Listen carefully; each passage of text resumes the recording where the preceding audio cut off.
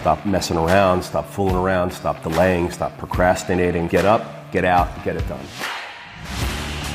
Everything is possible, nothing is a problem, and anything can be overcome. I just get my ass up out of bed, I get my shit together, and I get out and I start the fight. And that will transform you from a mere mortal into a superhuman being. I've never, ever, ever met anybody who told me that they got rich watching their IRA or their 401k.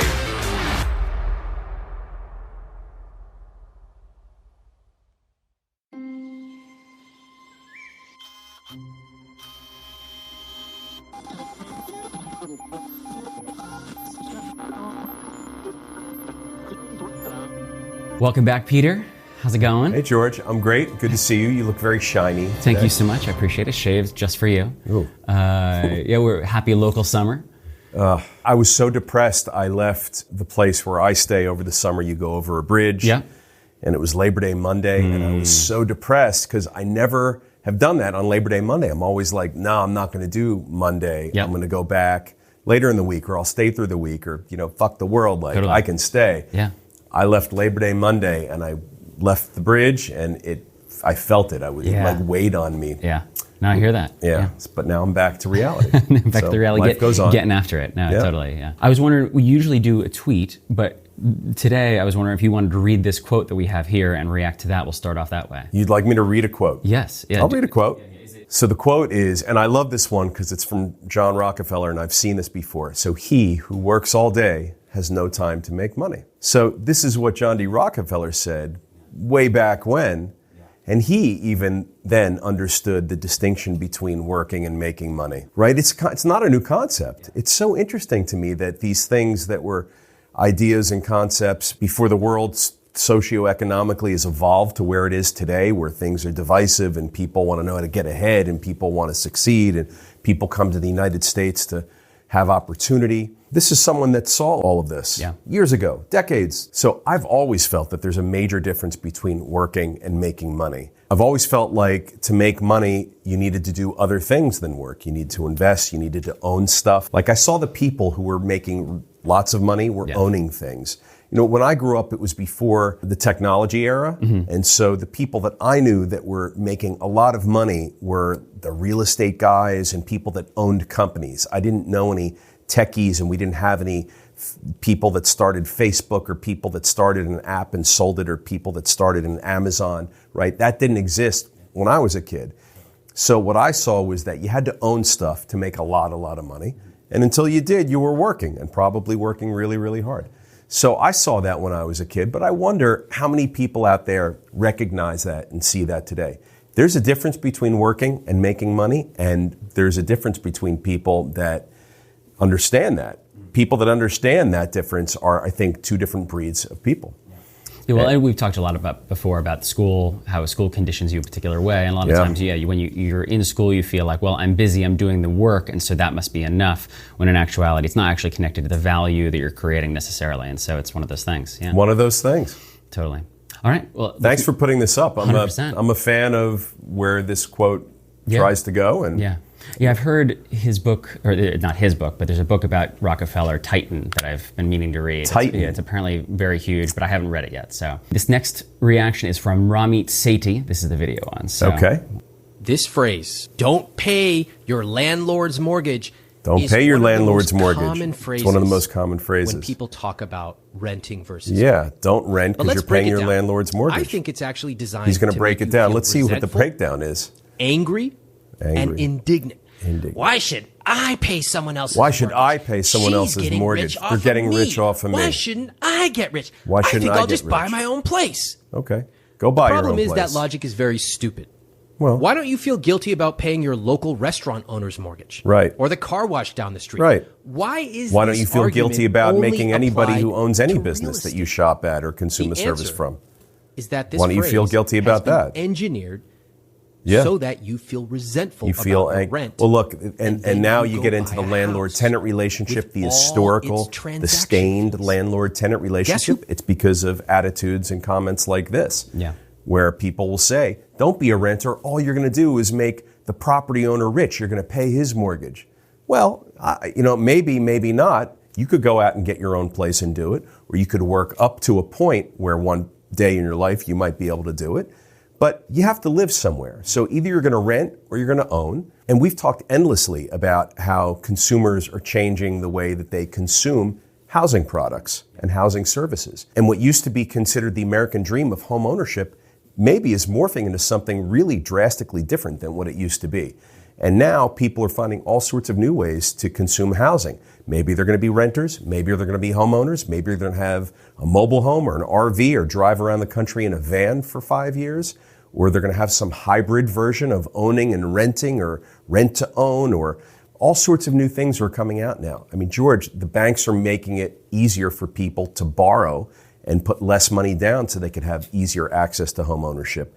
Rents are starting to stabilize, but they've gone up in double digits over the past several years, year-over-year increases in renting, because we have a housing shortage. You can either complain that you're making someone else rich, or you can just really get off your ass, go make the money you need to make to get what you want so that you're not a complainer anymore. I believe that this kind of thinking, what this gentleman is referring to in this video, this concept of don't pay the landlord's mortgage, you're just going to make that person rich. I think that's a cancerous seed that was planted. There is a lot of anger, there is a lot of resentment. The landlord-tenant relationship is historically strained and stressed because of thinking like this. It doesn't have to be that way. How about, excellent, high five, go pay your landlord rent. Isn't that great because you don't have all these other expenses and now you have other money left over to invest? Go find something to invest in. Start your investment career. Start a side business. Start that company you've been wanting to start. Why? Because all you have to do is pay rent. You don't have to pay for a big expensive house and put down 20 or 30 or 40% on a very, very expensive home. And you don't have that money to begin with. So now you got to go borrow it and you got to ask someone to lend you the down payment, like whatever. Like that's a complicated, expensive proposition. That's not right for everybody. Renting may not be right for a lot of people. So you have to find out what lane of housing consumer you are. And you're in that lane. You may have several different lanes over the course of your life. But right now, if you're young, you're trying to figure it out, pick a lane, pick one that's economical, that's feasible, that you can live within your means.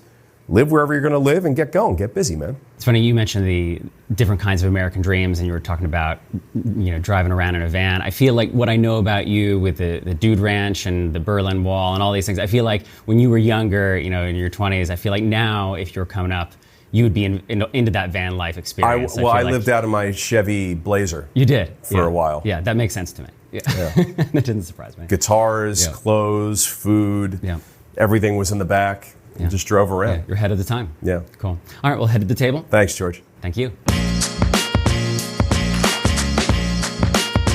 What are we talking about today, George? What are we talking about today? So let's just get right into it. When was the last time I saw you? It was almost a month ago now, I think. Yeah. It's been a little while. Summer will do that. Yeah. And I told you that I may not see you a lot this summer, but not to worry. I will make all sorts of content with my phone and selfie cameras and stuff, and I didn't do one.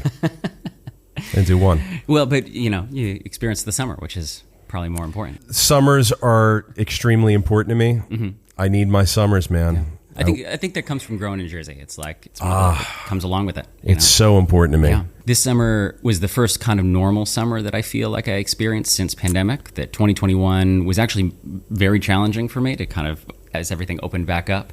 So I feel like this summer was kind of more like a real summer. Did you travel?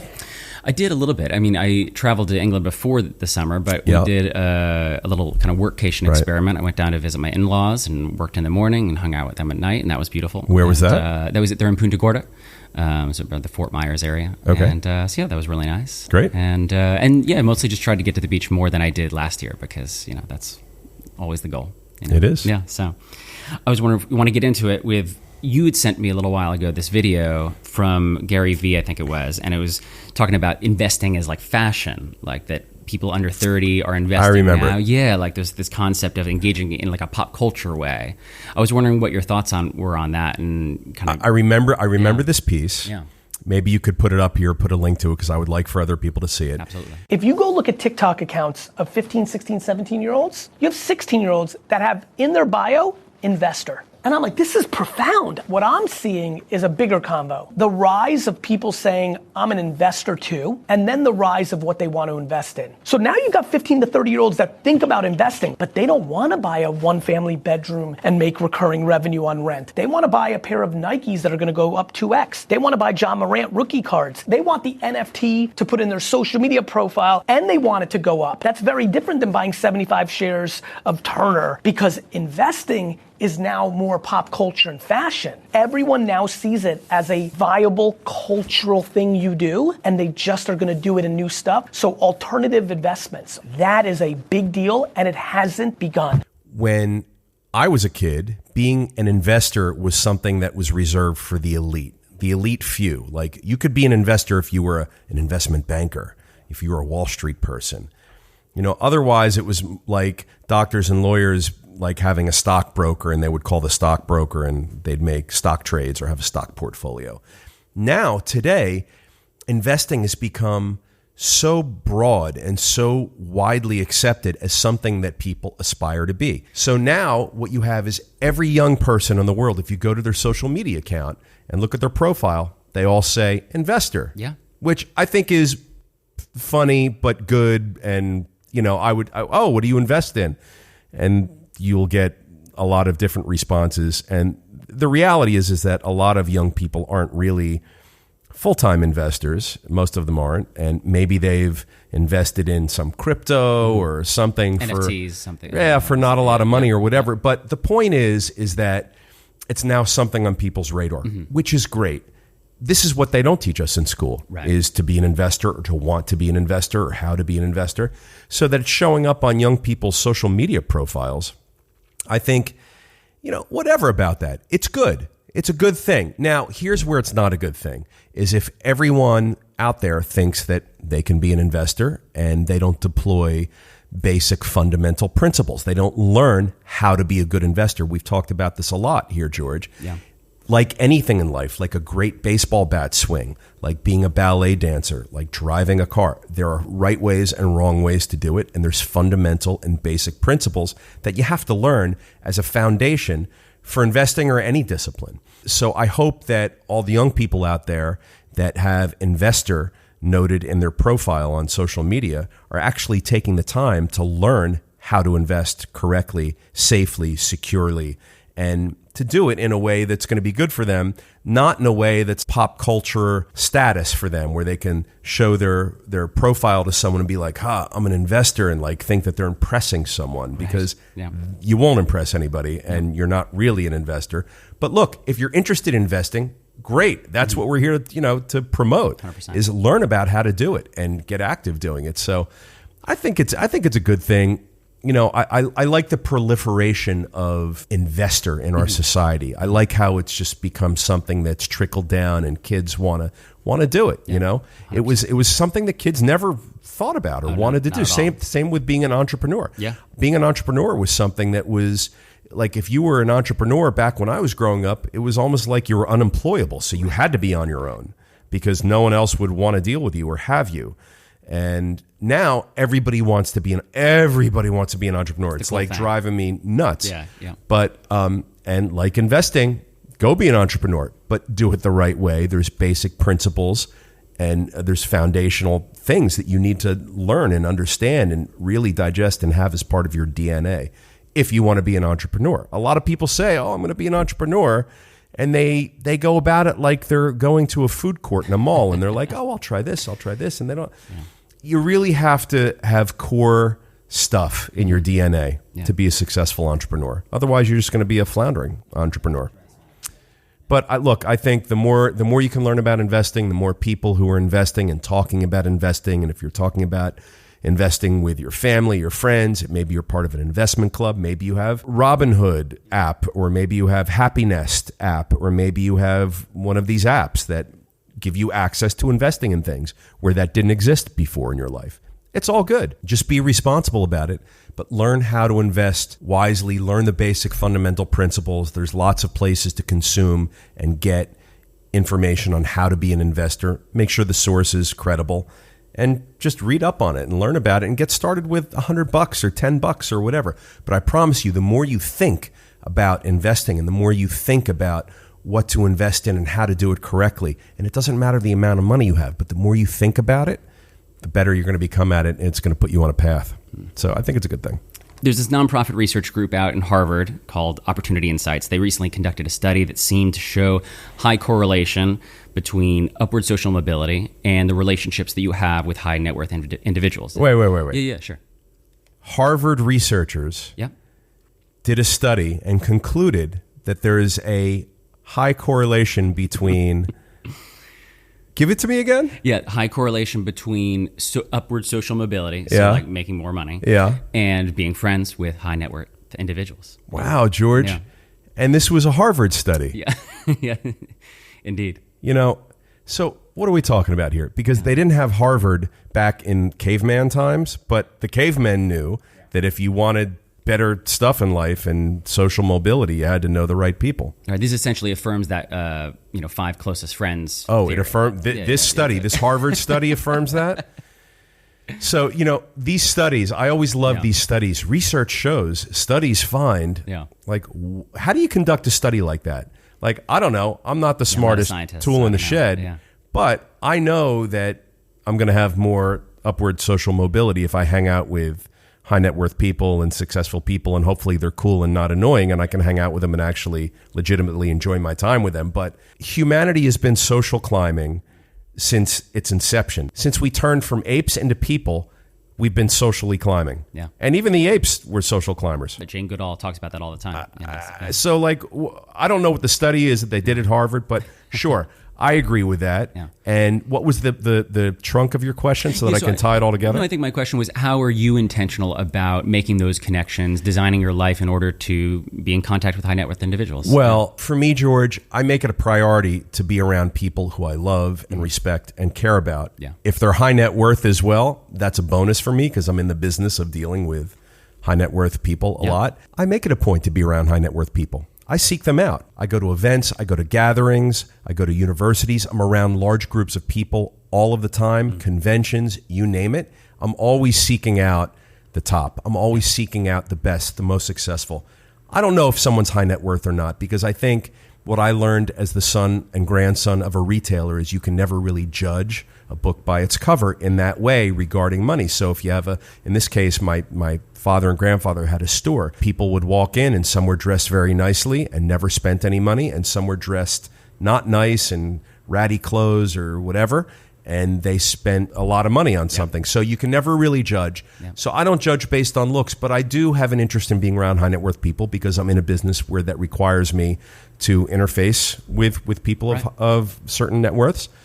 We talk about being an accredited investor all the time, so I'm always around accredited investors. I think that's a huge one, is doing business and not being afraid to step up your business game. You can't be afraid. We were talking about don't be afraid to talk about money. I'm not afraid to talk about money, so I'm able to have conversations about money and finances and economics and business in the world like that with people that have achieved a lot. And I want to learn from them. I want to be around them. I'm looking for opportunity. I want to grow. I want to have a greater understanding. I don't describe myself as a social climber, but I am very interested in meeting with and speaking to people who are very successful because I want to learn and grow. Well, and prioritizing relationship. I think that sometimes people feel like, oh, I don't want to be a social climber, so I'm not going to make that network connection, or I'm not going to talk to that person. But it's just relationships. That's the fear. It's relationships. Look, I'm definitely not interested in meeting you if you're a high net worth person, but you're a jerk off. Right. Like that, I'll just take a hard pass on. And if I sense that you're a jerk off within the first 3 seconds of meeting you, I'll retreat, and I won't have any interest in that. So if you're nice and mellow and cool and your feet are on the ground firmly, I'm definitely interested in meeting you, whether you're high net worth or not high net worth. And if you happen to be high net worth, great, we'll have conversations about that kind of stuff too. But, I love that it was a Harvard study that found that being around high net worth people increases your social mobility. And thank God that they did that hard work. Yeah, well, you know what that Harvard study was probably like, someone was rich in that group and their dad flew them to Aspen for spring break on the jet, and they're like, wow, I wouldn't have done this if I didn't know Billy over here. So they probably concluded that way. But sounds like a fun study to take part in. We were talking earlier about the home ownership dream, has that changed, all that kind of thing. Axios says it's cheaper to rent than buy in like 3/4 of U.S. cities. Right. What do you think about this? Why do you think this fails to make headlines versus like you always see like the rent is too damn high? That always makes headlines. What do you think about this kind of messaging doesn't get through in that way? Markets shift all the time. Yeah. So it wasn't that long ago when renting was more expensive or at least on par with purchasing a home. But now with interest rates, now with housing prices, it's far more expensive to purchase a home and own a home than it is to rent, even though rent is still very high. Markets have to behave according to the natural dynamics of supply and demand, always and forever. If you're a housing consumer, like if you're not staying at your parents' house for free in a basement somewhere, and you're actually having to go out and consume your own housing and pay for it, you're either going to rent or you're going to be a homeowner. You got to decide where you are on the spectrum.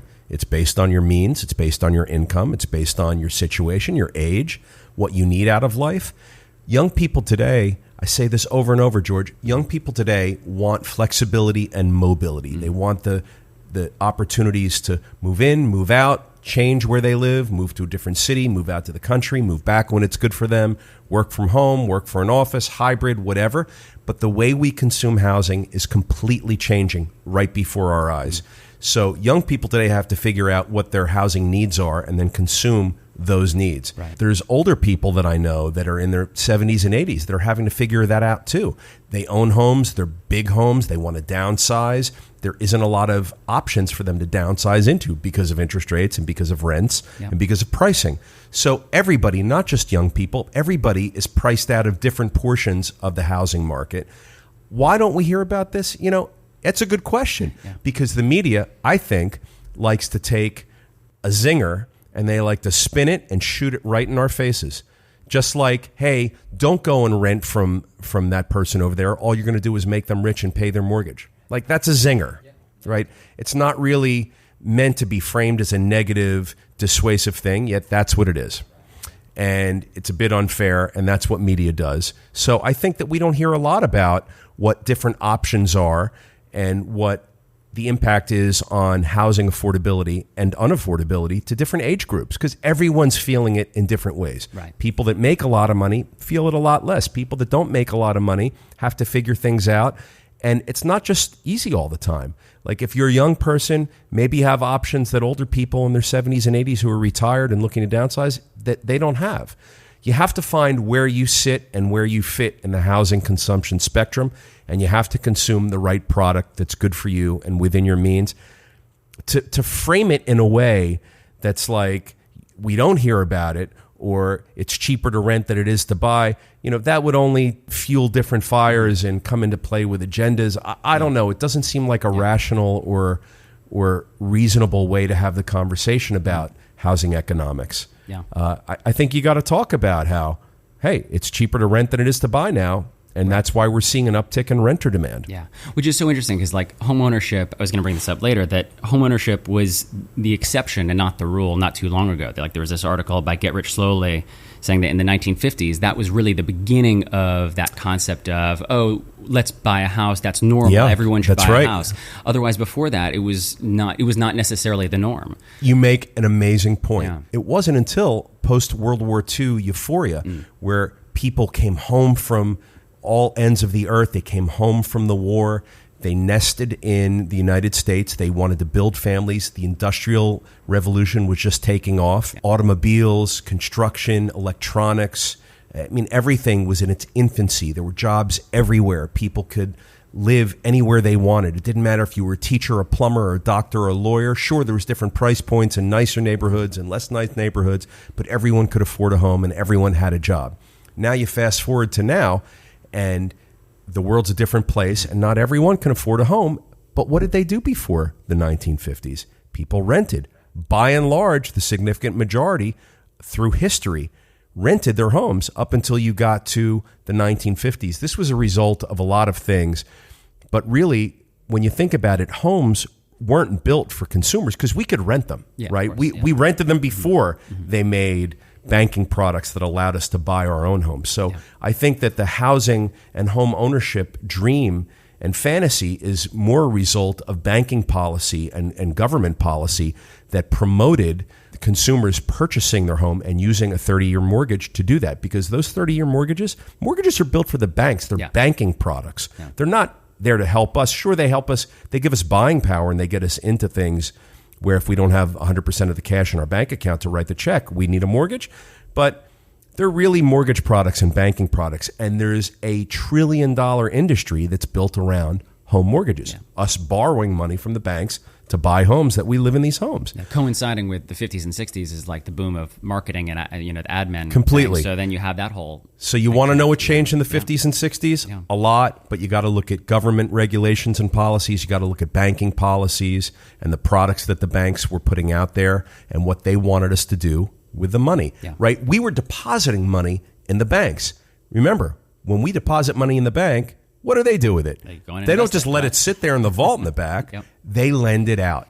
So we're making deposits. We're borrowing our own money back. We're buying homes. We're locked in. But that's not the way it is anymore. And yes, you're right. You make a great point, and the pendulum is likely swinging back to pre-1950s housing consumer era where we all consume housing in different ways. There's a lot of renters out there, and I think you're going to see even more renters over the next several decades. I don't think it's going away. Yeah. You mentioned government regulation and policy. I read in the DCist, 40,000 people were on the DC Housing Authority for housing. 40,000. 40,000 on the list. On the list, waiting for vouchers for to get affordable housing. Only 20 new housing vouchers were introduced. 20,000? No, 20. 20. 20. Washington, D.C. has a list of 40,000 people in need, but only could supply 20 of 20 new ones. I think they have more than 20 in general, but they only added 20 to that list. That's a staggering number. Crazy. 40,000 of demand, they only could supply 20. Yeah. You know what, George? These cities and these towns alone, they themselves alone, control the housing policy that enables new inventory to get built. They themselves alone. This is not a situation where the free market is wide open and everyone can just jump in and construct housing and solve our inventory shortage. These towns themselves are in charge of what gets built, where it gets built. The neighbors and the constituents that live in these neighborhoods come out and they oppose new construction. They say, not in my backyard, NIMBY. Yeah. And this kind of stuff dictates what gets built, how much of it gets built, and it's no wonder. If you look at Washington, D.C., I don't know what their problem is, because all around the city, from the southeast to the northeast, northwest, the whole darn city has been reconstructed and rebuilt over the past 20 years. There's lots of market rate housing. I mean, I see new market rate apartment buildings going up everywhere in places where I never even thought there could be apartment buildings in Washington, D.C. There's apartment buildings, neighborhoods that you would never go to that were just barren. It wasn't even like they were crime or whatever. It was just like there was nothing there. Where the train tracks come in, where you come in from BWI into Union Station in D.C. I mean, that whole area is so built up. Where's the affordable housing? The affordable housing gets squashed. It gets kiboshed. It gets regulated, over-regulated. There's no motivation. There's no incentive. You need when I say you, the cities and towns, need private developers, private money to come in and take risk and invest and spend and develop and build. That's how the affordable housing comes to fruition and actually materializes. But if you restrict it, if you don't regulate it the right way, if you don't promote or incentivize, then you're going to get all free market and no affordable. That's what's happened in Washington, D.C. George, 40,000 people on a list, and they only gave out 20 vouchers. 39,980 more units of housing to satisfy that demand. Get to work, Washington, D.C. Go ahead and build it. And it goes back to a few weeks ago, we talked about Houston and that partnership between private and public. And it's a difficult thing to achieve, but Houston's able to do it. They solved 50%, 60% of their homeless problem over the past decade. Insane. And that's a great example. Yeah.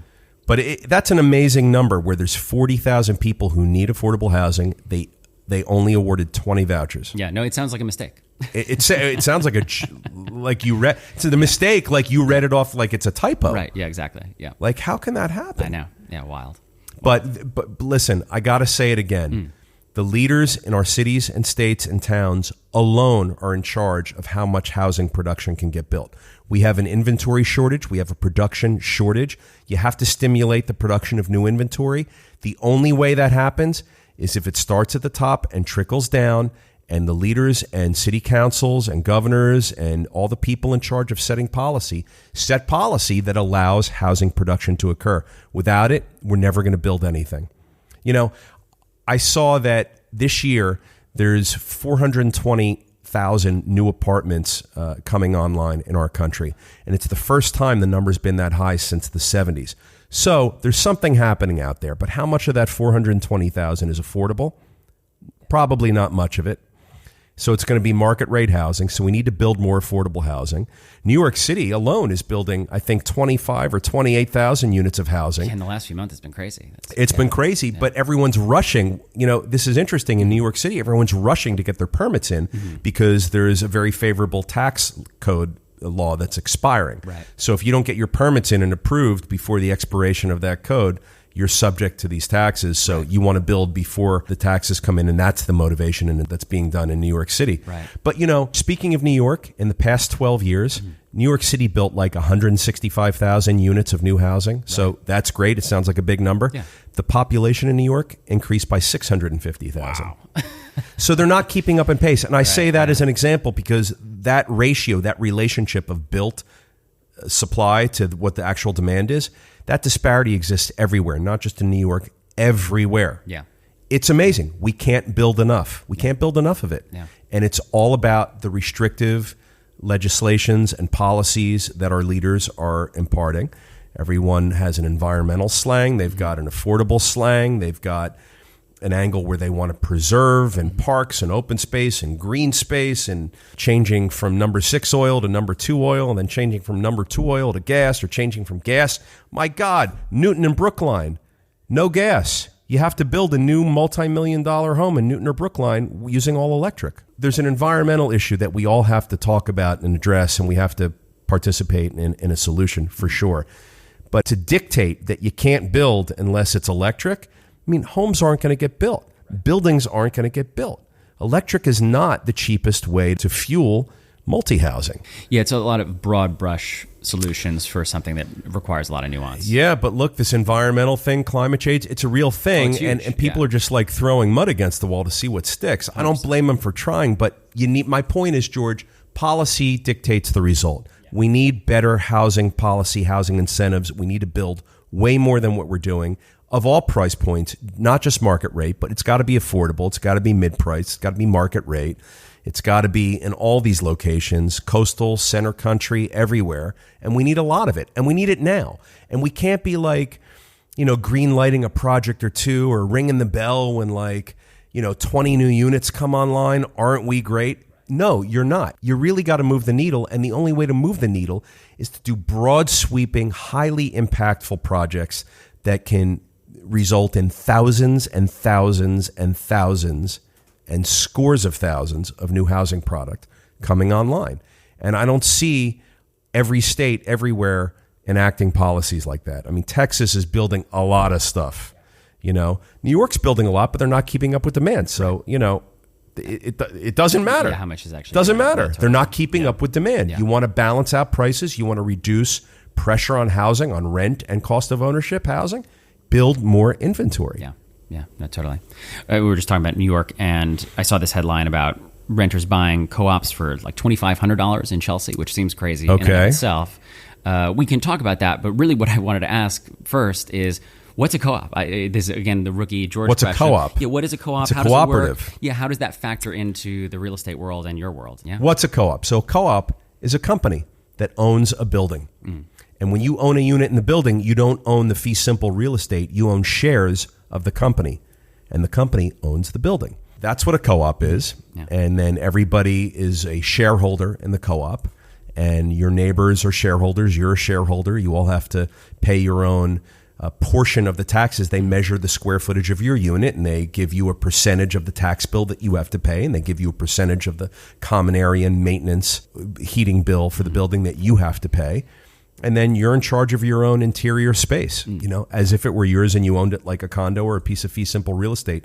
But you're owning shares of a company. You're not owning the fee simple real estate. Now, the shares of a co-op are financeable, and they're liquid and they're tradable. So it mirrors a lot of the features of other types of property ownership, but you own shares in a company.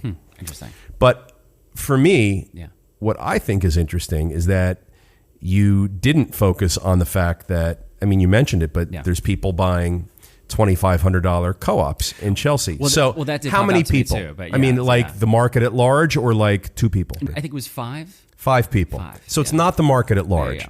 Right. So I think I read about this building, and this is a city-funded project, and this is the city's attempt to build affordable housing. So applause for the city. Great job. You're building affordable housing. I think that's great. Right. And what they've done is they've created a co-op where 5 of the 44 units in this particular building are going to be owned, and the others are going to be rentals. And they're going to be rentals based on the income and the net median average of the area based on the HUD scale. So when you say people are buying co-ops for $2,500, let's just be clear. It's not the broad market. You and I, our viewers, can't go and buy co-ops in Chelsea for $2,500. The 5 people that were able to buy co-ops for $2,500 were lobbying the city for 4 decades, and they were on a special list, and the city had this building that they took back because the owner paid taxes, and that process of taking back ownership of the building from the delinquent guy took 30 of the 40 years. And then they had to figure out politically how to form the legal structure to then have these people come back into this building that they had to vacate from and then own a piece of the building. This is a complicated thing. This can't happen every day. I applaud New York for doing it. It's certainly a good talking point. They're ringing the bell with this one, but it's 5 people. It's amazing. And I wish it were 500 or 500,000 that could do that, but it's 5. But why were they able to do it? Because the city took back ownership of this building, and they decided what to do with the building, the asset, and their money. They said, we're going to make this affordable housing. We'll have some people rent. We'll have some people own it. But that's what we're going to do. But it takes a lot of effort to do that. Right. And cities everywhere have to emulate this particular example from New York in this case, because you have to offer affordable product into the marketplace. And if you don't lubricate the engines, and if you don't incentivize developers and entrepreneurs to build more inventory that's affordable, it's never going to get built. So I say to the governments and New York City and towns and cities everywhere, you go do it. You build more. You don't like the cost of housing in your town? You go come up with policy that and come up with a budget, and you build. You become a developer. They're not doing it. No, thank you, they all say, George. They don't want to do that.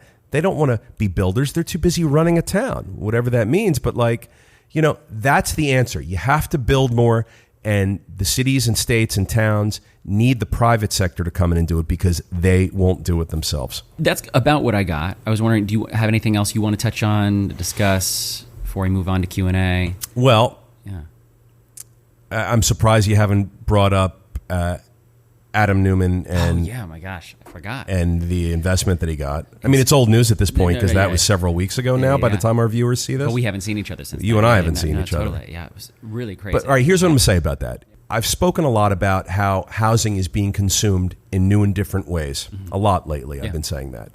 And this Newman situation is going to be exactly that. He's coming up with a new model for housing. Right. And he got this huge investment. People say, well, why would that investment have been made? Like, this guy's a failure. He screwed up WeWork. Why is he getting all this money to go do this deal? Well, first of all, he's putting a lot of his own money in. So that's the first thing. Second of all, this guy Newman is a needle-moving guy. He's in, I dare compare him to Elon Musk. But I'm just making a point that he's a guy that doesn't come out and do the same old thing and repeat and wash and rinse and repeat. He's trying something new, and if it works, it's going to be massive.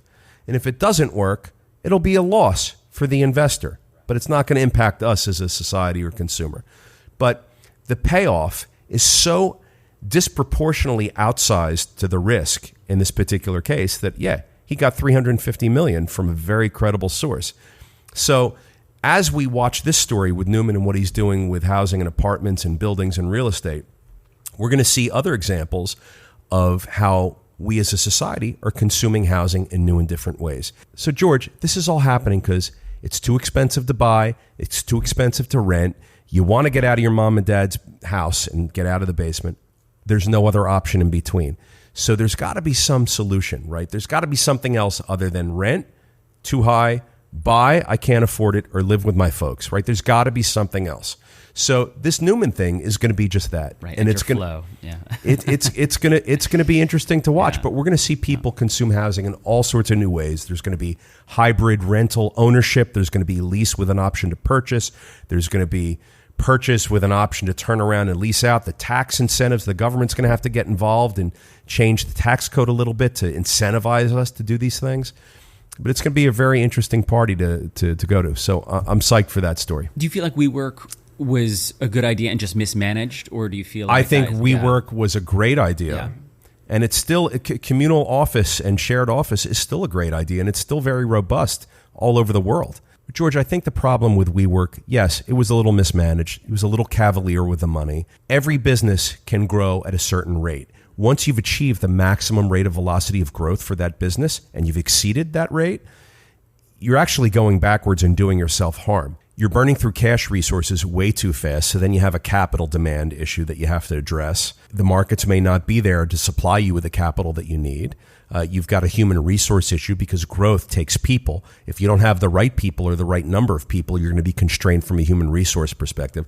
So there's a key velocity that businesses can all grow at, where it's the maximum velocity. And once you get beyond that, it's no bueno. So I think that's what Newman did with WeWork. I think he just exceeded the velocity. We've seen that a lot before, a billion times before. He wasn't the first, and he won't be the last to grow too fast. But if you Google businesses that grew too fast, you'll get a whole search result. Yeah, that makes sense. Yeah. Well, it'll be interesting to see how it plays out. Awesome. All right. Well, that's what I got today, Peter. So we'll head to Q&A and then finish this out. Do you feel good? I feel great. Yeah, I've missed this.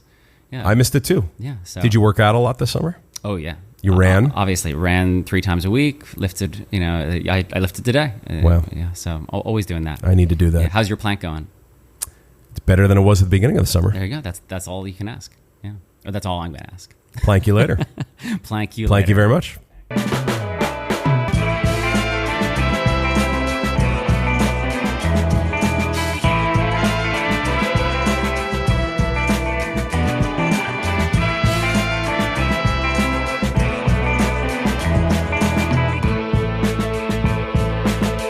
Another beautiful Q&A, Peter. I'm ready, George. All right, let's wonderful. go. So this is from Brendan Starkey. Brendan Starkey. And he any relation to Zach Starkey? I don't know. I hope so. Any relation to Ringo Starkey? He can connect us with Ringo. That'd be fantastic. He must be a listener, though. He said, I've heard you say how important it is to talk about money with people who know more about it than you. Yes. I want to do this, but don't know where to start. What are questions that you asked people early on in your career that really shifted the way you think about money? Oh, so many. But you got to get up the nerve. And you can't be awkward about it. We're trained to feel awkward about talking to people regarding money issues. And we're trained and told that it's not polite to bring up money-related issues with people. I mean, it's crazy. So you have to get confident and good and comfortable, just like you're talking about like food or sports or whatever, because it's really just another topic in life. So you got to get good talking about it. If you feel uncomfortable or impolite or imposing or not good about talking to someone about money, get over that quickly. And when you start, just ask questions like, hey, how did you get to where you are? You can ask someone who's a CEO or is very successful. Say, hey, what's your opinion? What do you think I should do if I want to make a lot of money? Here are my interests.